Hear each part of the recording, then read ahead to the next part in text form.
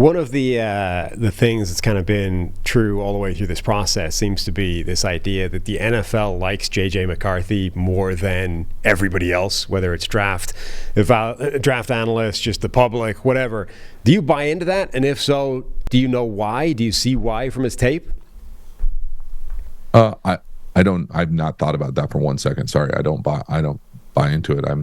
But I can tell you that the JJ McCarthy film for me was tough because they're just, you watch games and he's throwing 12 times. Right. And as someone who's called plays, I'm like, if I had a guy who was going to be a top 10 NFL draft pick potentially, we would be spinning that thing.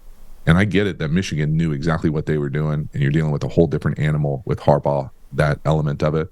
But for me, it is hard to make sense of, why he wasn't given a little bit more of an opportunity to do that. That's just me selfishly. Like, I wanted him to throw as just a fan of quarterback play. But when I turn on the film, again, I thought he looks really polished. I love the way I've heard a couple people say, oh, he's a little bit erratic or he's not consistent with his base. I thought he looked as polished as anybody. To me, what I'm talking about is like being lined up to your left, like dovetailing that drop, having a consistent, powerful base. He can certainly rip it. He throws everything like a fastball type thing. I think if you're could be critical of the throws that he misses or doesn't make or isn't asked to make, those touched, layered throws, aren't consistently on his film. But there's a lot that's not consistently on his film because they're beating the brakes off people and he's throwing 12 times a game. But when you watch the entire season, I think you see enough impressive throws that make me feel like he's got every club in the bag. You certainly would love to see maybe the touch become a little bit more consistent. But there's a lot to like. As far as the league falling in love with him, I think you start getting into a little bit more underlying issues potentially when you start talking about those types of things than necessarily just the film. I think you hit on a lot of what people struggle with that evaluation, right? It's volume, carrying the team, the touch throws. But you're right. I mean, I see him like reset, rip into tight windows, and I'm like, wow, those are. I think when you grab, it might take 6 or 7 games, but when you grab all of his good stuff and put it together, it's there. Is it like, how challenging is that? Because the guys you're just describing, Caleb feels like he's got to carry the team. Drake May feels like he's got to carry the team. He lost his top receiver, and Tez Walker's not there most of the year, and the line and all that.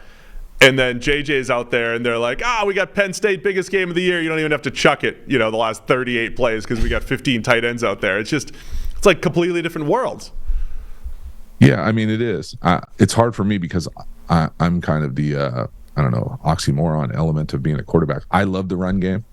So that part of it is fun for me to like turn on the All-22 and just watch how Michigan handles the dominance at the line of scrimmage. But as far as the quarterback, it definitely makes it difficult because at some point, you don't get to play East Carolina, when you're on Sundays. That's no shot. And anybody, their schedule was their schedule, and they beat the hell out of people all up and down the schedule.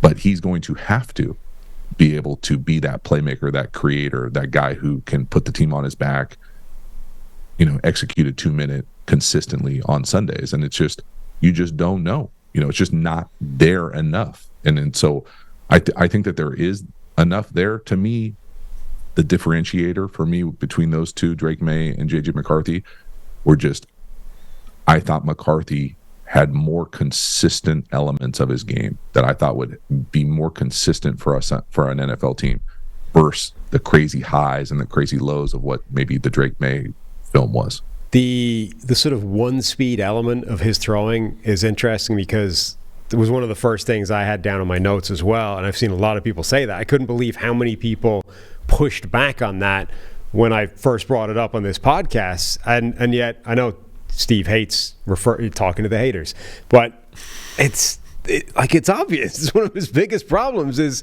almost everything is the same fastball. There's no touch to his tape relative to some of these other guys. Well, I mean, when you can rip it, you let it rip, right, to a certain extent. But yeah, again, part of me comes back to they're not asking him to do those. You don't know. I think I could push back and say, I want to say it was the East Carolina game that I just referenced, that he throws a couple deep corners that are beautiful throws. that are up on the guy's face, outside the numbers, wide hashes. I think he was like 3 for 4 on it. And on one of them, he could have been an interception, turnover worthy, interceptable. There we go. Nice. But good reference there. It's Stick one with of those turnover things where worthy. you That just- was my I created turnover worthy, so please stick with that terminology. Thank you. Either way, that's one game. Yeah. And I had to basically, someone had to tell me, go back and look at this Right. game because Yeah. he does throw those balls this way. That's Yeah. probably not a great sign. Yeah. When you have to go I've watched looking for the multiple play. games, and you got to go Right. one game early in the year in September to see some touch throws. So yeah, it's a problem.